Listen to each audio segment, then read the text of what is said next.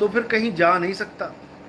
कितने लोगों ने तो ये ब्लेम लगा दिया मेरे ऊपर कि ये जादूगर है, इसका सत्संग कोई एक बार सुन लेता है उसके ऊपर जादू हो जाता है।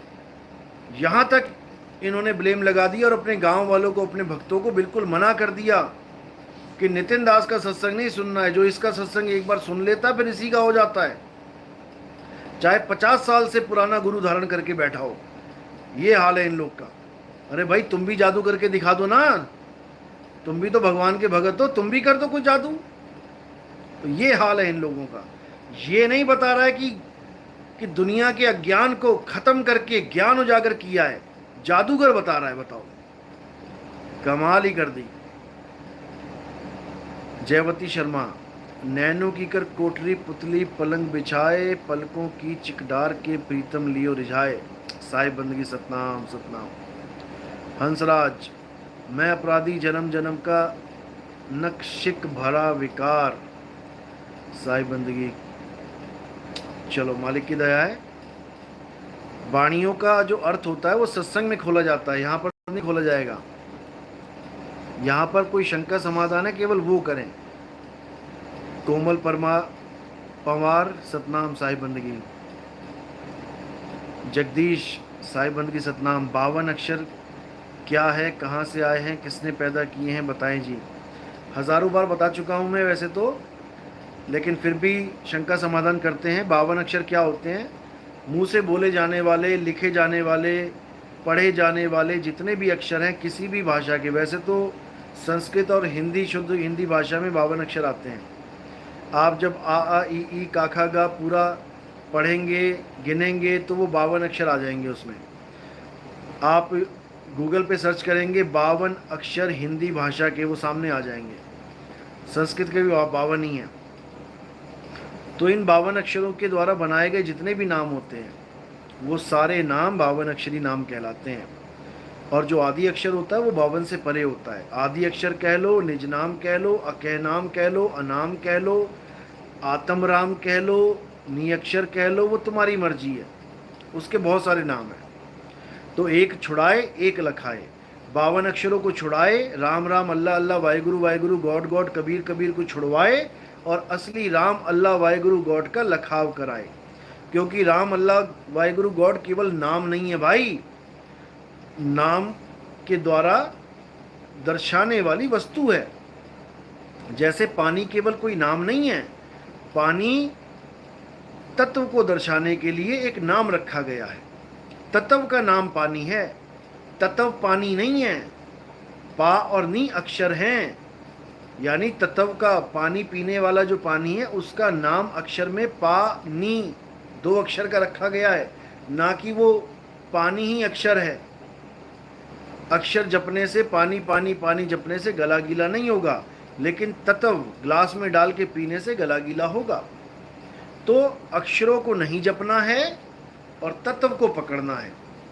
कल जो मैंने स्टेटस लगाया था एक मुस्लिम भाई का, कांगड़ा में जो है, वो हमारे सत्संग बड़े ध्यान से सुन रहा है, और यकीन करो 6 महीने हो गए उसको सत्संग सुनते हुए, और 6 ही महीने हो गए उसे नमाज छोड़े।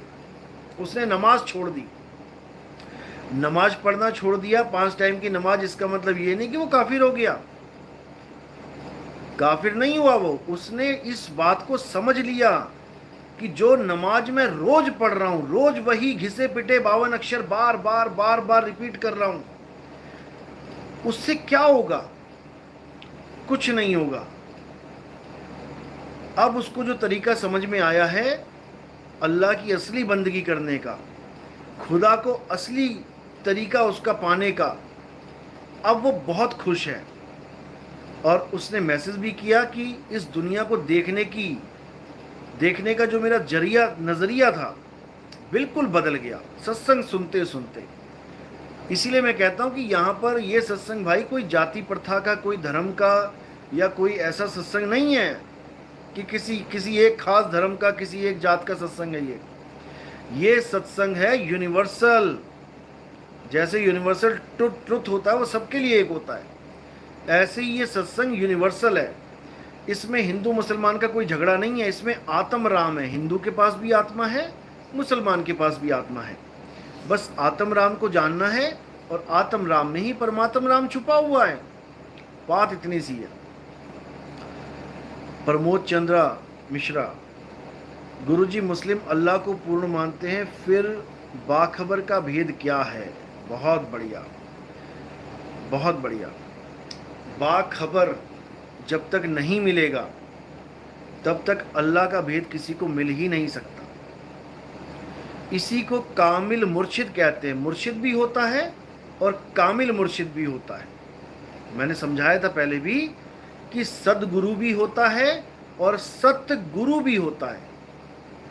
तो मुर्शिद का मतलब होता है गुरु, और कामिल मुर्शिद का मतलब होता है पूर्ण गुरु, जो उस पूरे भेद को जानता है, जो केवल गुरु नहीं है। केवल गुरु तो आप टीवी खोलो सुबह से शाम तक, साधना चैनल देखो, संस्कार टीवी देखो, आस्था देखो, दिव्य चैनल देखो, आपको सुबह से शाम गुरु ही गुरु मिलेंगे और उनके लाखों चेले मिलेंगे।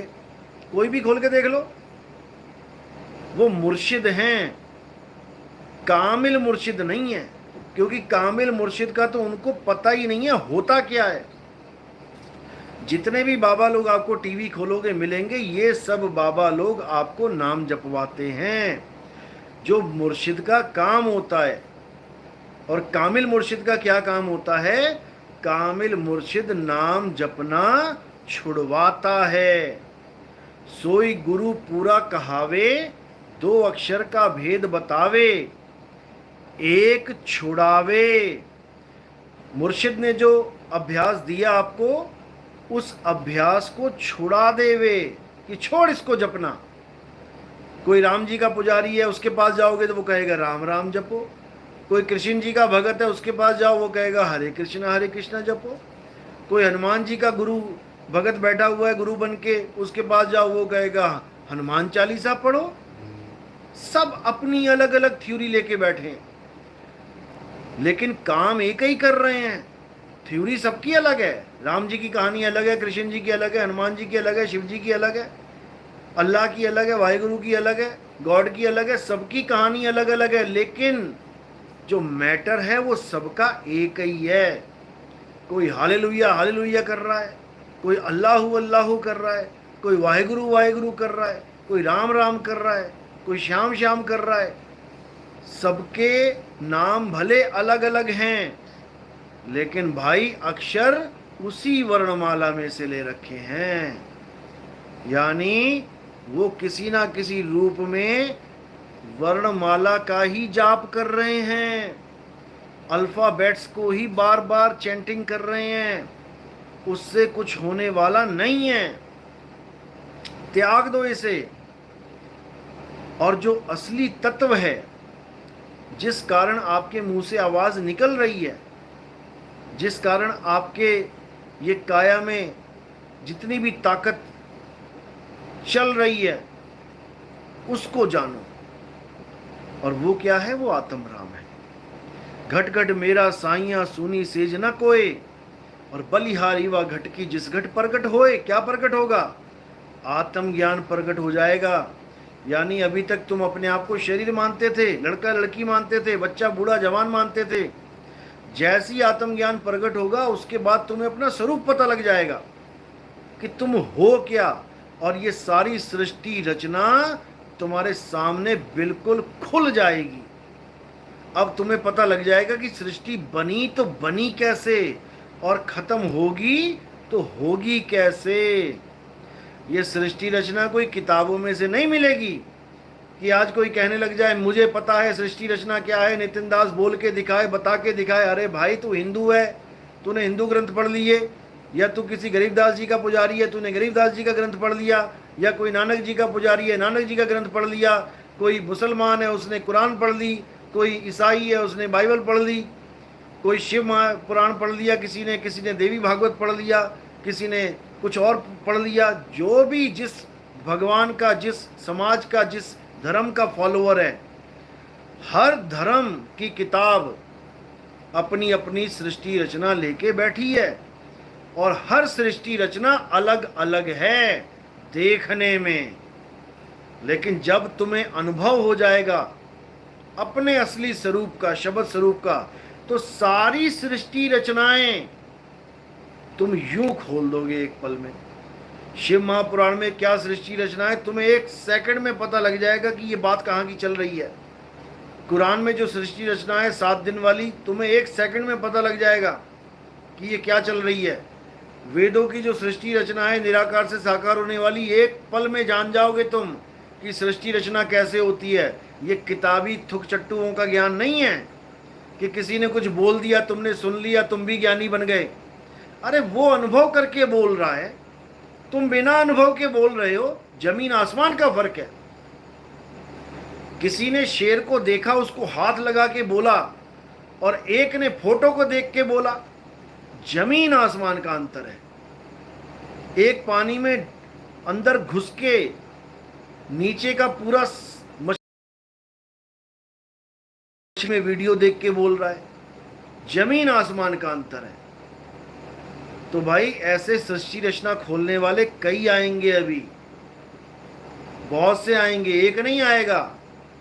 एक आया, दूसरा आ जाएगा, तीसरे आ जाएगा, और तुम्हें ऐसे ही भ्रमित करते चले जाएंगे। सृष्टि रचना अनुभव ज्ञान है। जब तक तुम्हें अनुभव नहीं हो गया, तुम 1000 सृष्टि रचना पढ़ लो, हर ग्रंथ की अलग अलग सृष्टि रचना पढ़ लो। मैं एक सत्संग बना देता हूं जिसमें हर ग्रंथ से सृष्टि रचना खोल देते हैं तुम्हारे सामने। तुम तब भी नहीं समझ पाओगे कि मैं बोल क्या रहा हूं। समझे? तब भी नहीं समझ पाओगे। लो कबीर सागर की सृष्टि रचना बताता हूं मैं तुम्हें। नी अक्षर अक्षर भया, अक्षर कीना प्रकाश, अक्षर से मन उपजा, सुनो संत धर्मदास, मन से माया उपजी। माया त्रिगुण रूप, 5 तत्व के महल में ये बांधा सकल स्वरूप। बताओ क्या समझ में आया? मैंने बोला, तुमने सुन लिया, अब अंदाजे लगाने लग जाओगे। तुम्हें तब तक ये बाणियां समझ में नहीं आएंगी जब तुमने उसको अनुभव नहीं कर लिया, भले 1 सेकंड भी किया हो। ये मेरी पूरी बाणी समझ में आ जाएगी तुम्हें। क्या बोला मैंने अभी? लेकिन मजाक बना लिया इन लोगों ने, मजाक। अरे